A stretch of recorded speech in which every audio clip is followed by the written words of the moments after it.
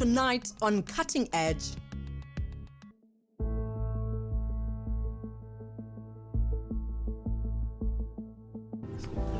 South Africa and Mozambique.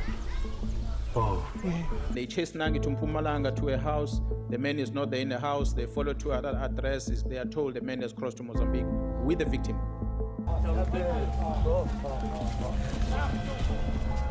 This is a result of actually a 2-year investigation by the Special Investigating Unit. The contract has been reviewed and set aside, and the recoveries now will unfold.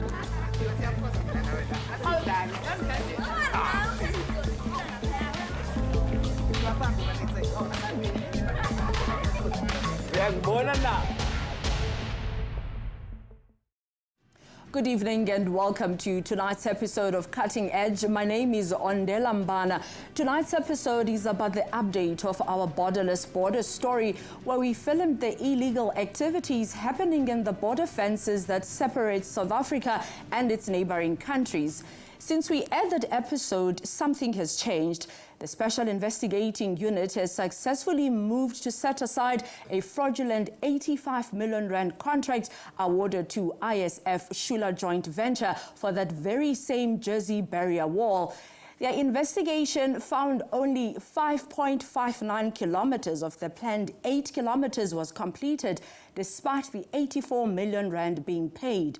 We spend more time with the community who live adjacent to the border wall in question. But before we do that, let us quickly take you back on our initial episode produced by Isipiwe Linda. In episode 1, we crossed the border fences that divide South Africa from its neighbors. Lolu nje uqingo loluhlukanisa iSwaziland neSouth Africa. Njengoba ungibona nje kumele nasengime South Africa, but mangijampa lo qingo lolu sengiseSwazini. Naka nje ekhaya khona lapha phezulu.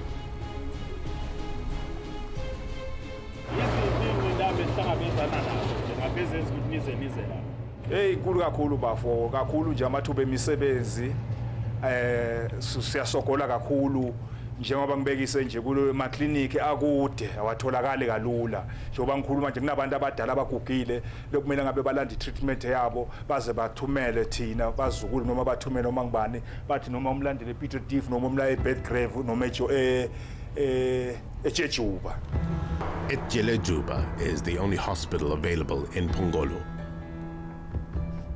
Njengoba ubona nje seduze lemizi yonke lelelana isebenzisa imitholampilo yangapha ithenga nangapha amagrosari konke ithenga ngapha kanti isikole zifunda khona ngapha vela asikho esinye isikole sikude isikole esidana iduze kulesila ufuna sigibele esinye nasiya lapha phesheya njengoba usibuka lapha nasa sikole la sikhona khona nje lapha. We met learners crossing the Eswatini-South African fence every morning for an education they can't get at home.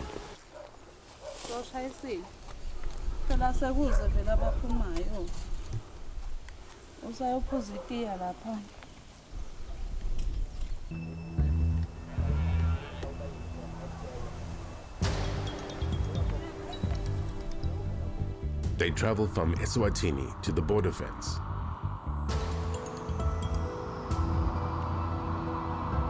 Cross over, catch a taxi, and head to school in South Africa.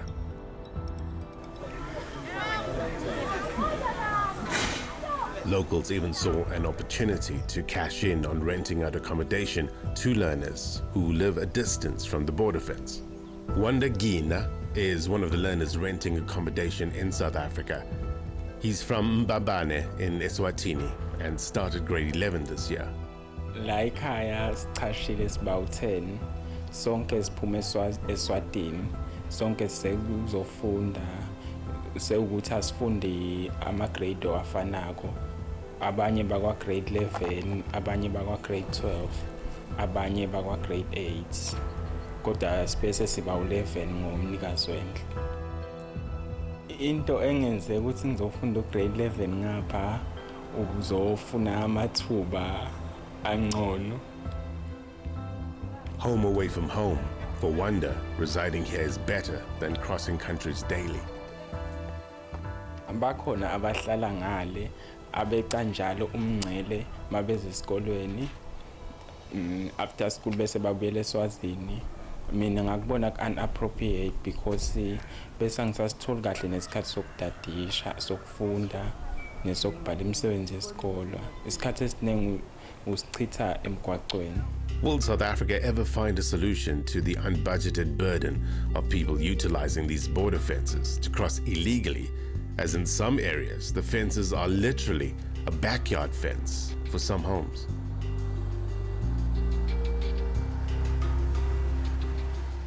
We met patients using South African clinics because healthcare is cheaper on this side.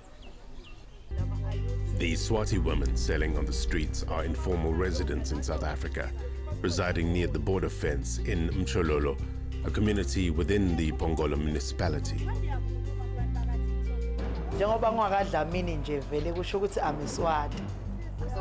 Notably, Mchololo is also recognized as an informal crossing point on the South Africa-Eswatini border, adjacent to the Hoho region. For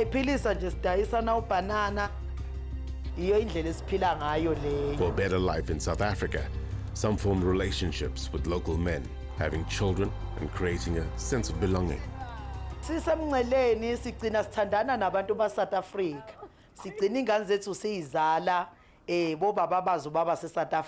After being impregnated, they access local healthcare services for prenatal care and delivery. They say they do face challenges at times.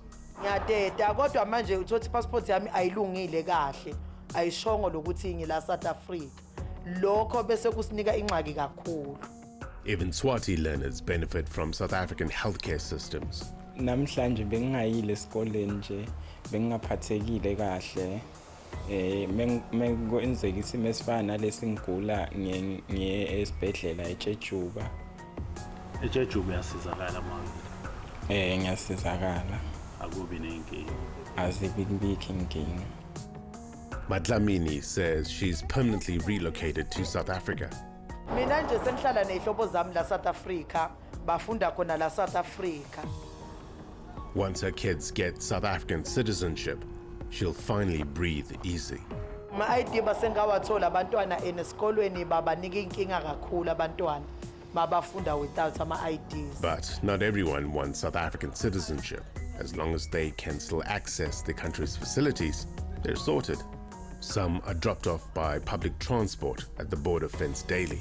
They start by queuing up by the Eswatini soldier who's hiding behind that tree. It's alleged there's a fee involved to let them cross into South Africa. We couldn't verify these claims, but it's suspicious he's letting them cross the fence instead of directing them to the official crossing point. We approached a woman who was on her way to the local clinic to meet a family member who went for medical attention. She was waiting for the transport to fill up when she spoke to us. Siyakubona weka nantu ucingo laphayana ubhekisele. Njoba ngekwa ucingo lolu ngiqhamuka endaweni yaseSwazini. Ngiya uPhongolo eNcutshane. Ngiyohlola isihlobo sami. She says Eswatini's costs are high, so they cross over to South Africa. Impilo esiphilako ayisiko kahle. Siyasokola impela. Noma ngabe ufuna ukuthenga impuphu, ufuna nje ukuthenga okunconywana ngoba lana kuhle kuba neyinkinga zokuthi kuyadula and imali ayikho. Yebo, imali encane obanayo uyakhona ukuthenga ngale. Mawuthi ngale ushe South Africa. Yebo, South Africa. Siyakhona nje ukuthi uphile. Uyaphila. She says there's no affordable basic education either. Kuyenzeka nje ingane mangabe seziya high school uhluleke umzali. Yahluleka manje noma seziya evarsity bathi asiyibhadalele. Ngapha kunconywana bakhona NSFAS uyakhona uhulumeni ukubonelela.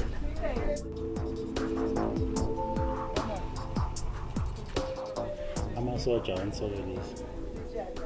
Awasokolisi kangako kodwa ngolunye usuku ayasokolise. Asokolisa ngokwenza njani? Ukuthi nje akubuze nje yonke into ubasathe kwenye inkathi akujikisi. athi indaba uma bekujikisa? Athi asabe sophuma ebhoda kodwa nje bayavuma bona Benifika lana bese nenze njani ithola imoto? sithole imoto nazi nje zisibekele phansi bese ke ubheka la ubheka khona. This taxi rank is used to transport Eswatini residents to various places on the South African side. Operators are profiting from this illegal cross-border activity, moving people daily without going through official border procedures.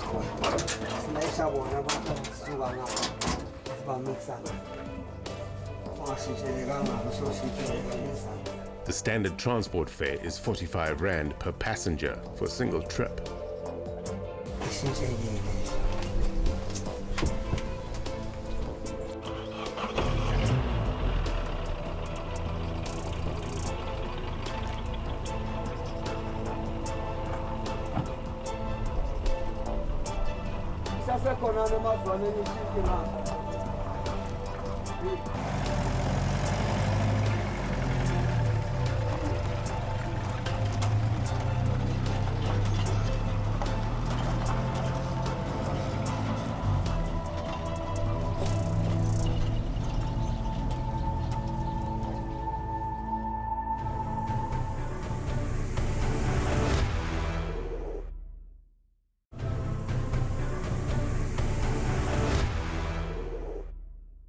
The South Africa-Mozambique border fence was one of the priority projects in the SADC region earmarked for budget allocation to build a barrier wall. It was considered a solid solution to the rampant car smuggling of vehicles stolen in South Africa and trafficked into Mozambique. But with the tender system South Africa had, government initiatives like this were often made vain.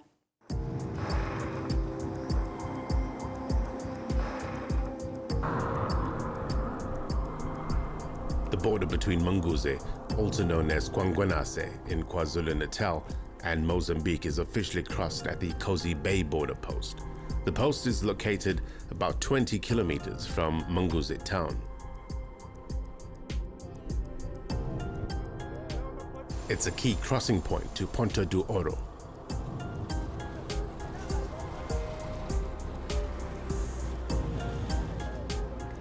A sign written in Portuguese reads "A Travessa Maputo," meaning the crossing to Maputo.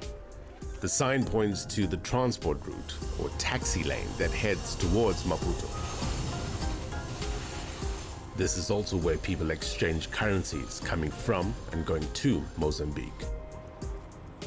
And if you're heading this way, you probably pass the Pelendaba traffic circle, suitably named because it signals you reaching the end of KZN. South Africa and Mozambique. Oh, Yeah. Joba umila wena umiphakathi kwe-South Africa and Mozambique. Yeah. Manje banivumela ukuthi nidlule nje kalula kanje. Yebo siyacela. Just a few kilometers away from town, at the recent constructed border wall, a unique arrangement allows people to cross between South Africa and Mozambique without the necessary documents every Friday and Saturday. Locals have dubbed these days market days, suggesting a level of tolerance for trading and movement across the border. There's the South African National Defence Force monitoring the movement of this arrangement. But our source told us this is the perfect time for criminals and those who cross illegally to reside in South Africa.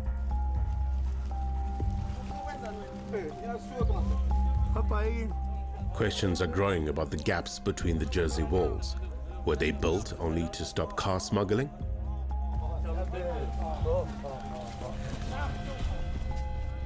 Even now, criminals are finding a way over, using ladders and ramps to haul vehicles across. This burnt-out shell tells the story, half in Mozambique, half in South Africa, stopped mid-smuggle and torched on the wall. Akubona bodwa ubugebengu obukhona lobo bemoto. Kuningi nje okwenzakalayo la, kuney'mpahla lezi ey'thengwa ngale Mozambique ezingama counterfeits. kube nogwayi abasmugglishwa abangene ngaphakathi abangavumelekile eSouth Africa. Nabantu kama-illegal immigrants hayi in and out kwi-borderline yethu ngoba i-border ngathi yethu hayi iyafana nje nocingo lwey'mbuzi. Our sources allege what we've observed is just the tip of the iceberg. A 52-year-old Malawian man was recently arrested for human trafficking at a border post. Authorities suspect he regularly crossed with children. At the time of his arrest, he had 4 Malawian minors with him, allegedly being trafficked for exploitative labor, including farm work and sex work. All of this continues despite the physical barrier. In its latest report, the Border Management Authority says more than 2,000 illegal immigrants were stopped during Easter weekend operations. The BMA insists its resources are curbing the influx of foreigners into the country. But our investigations found a gap. While officials lock down the border gates, illegal immigrants are slipping through the fences. We contacted the BMA repeatedly for comment on these border fence crossings, but at the time of broadcast, they had not granted us an interview.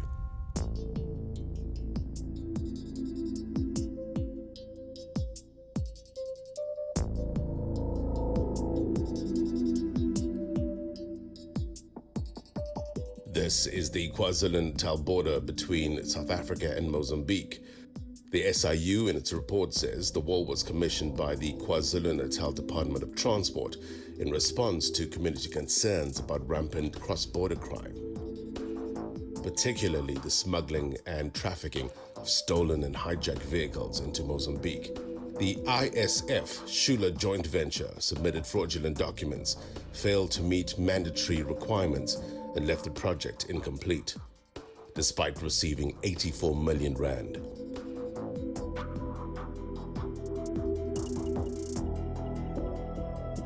The special tribunal confirmed that the SIU's investigation findings exposed that only 5.29 kilometers of the planned 8-kilometer wall was erected.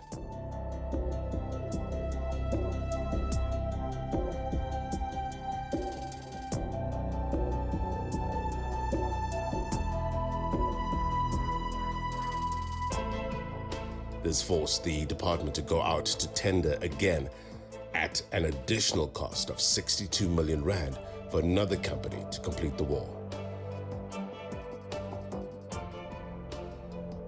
Based on the grounds of review, when we approached the special tribunal, there were quite a number of aspects that were raised.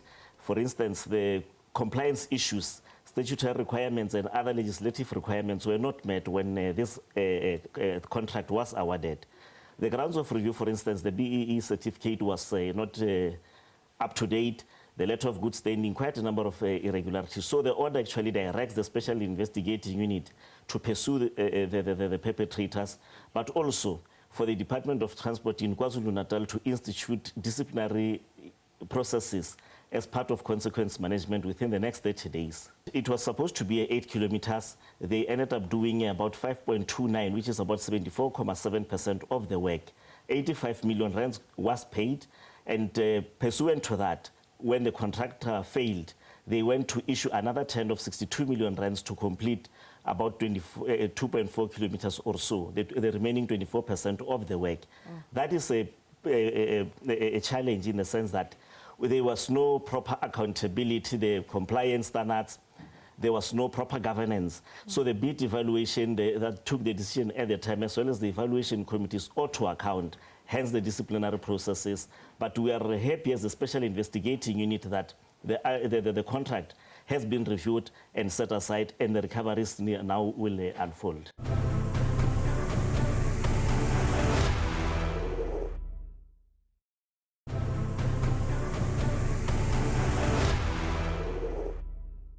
On the last episode, we tried to reach the Border Management Authority, but we did not get a response.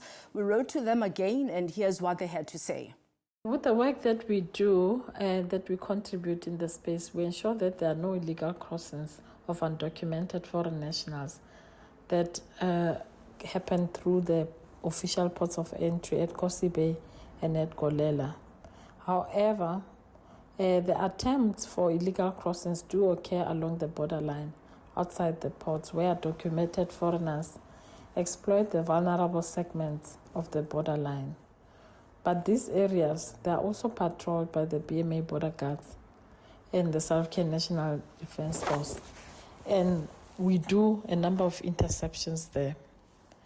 We also have a particular vulnerable area that is called Puza area, which is in Gate 6, which has compelled us to also do patrols and surveillance due to increased movements that take place there. The movements are associated with market days that happen on Wednesdays and Saturdays. So we do a lot of monitoring there and surveilling. You find that undocumented persons often attempt to conceal themselves under the trees and bushes to avoid detection by law enforcement officials. The Border Management Authority has implemented a multi-layered border security strategy, which is aimed at protecting national interests and ensuring that we enhance national security. This includes our deployment of border guards at 71 ports of entry and all the vulnerable segments of the borderline, and ensuring that we monitor the border corridors. All individuals that are assisting foreign nationals to cross the borderline illegally are arrested, and cases of aiding and abetting are opened in terms of Section 49 of the Immigration Act. And the SAPS hit list is able to detect movement through that system. The KwaZulu-Natal Premier has also donated a drone which has been deployed at the vulnerable sector of the border, and it assists with surveillance at the moment. And we are currently working with other organs of the state through the KwaZulu-Natal Provincial Crime Prevention and Security Cluster. And the provincial joint operations and intelligence structures also support our work.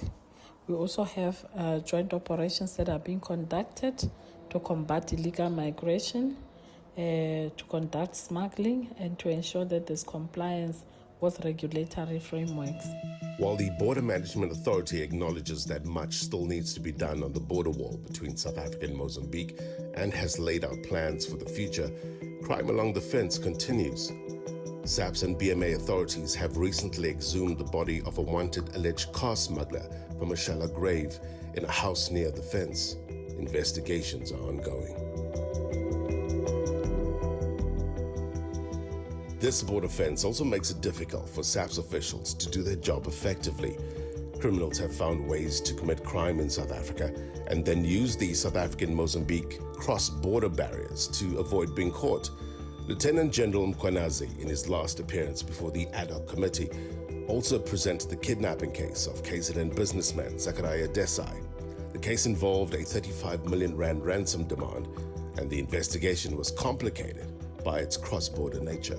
So this is a person that the team investigating the kidnapping tells me they are tracing this. They found Nangi and they chased Nangi to Mpumalanga to a house. The man is not there in the house. They follow to other addresses. They are told the man has crossed to Mozambique with the victim.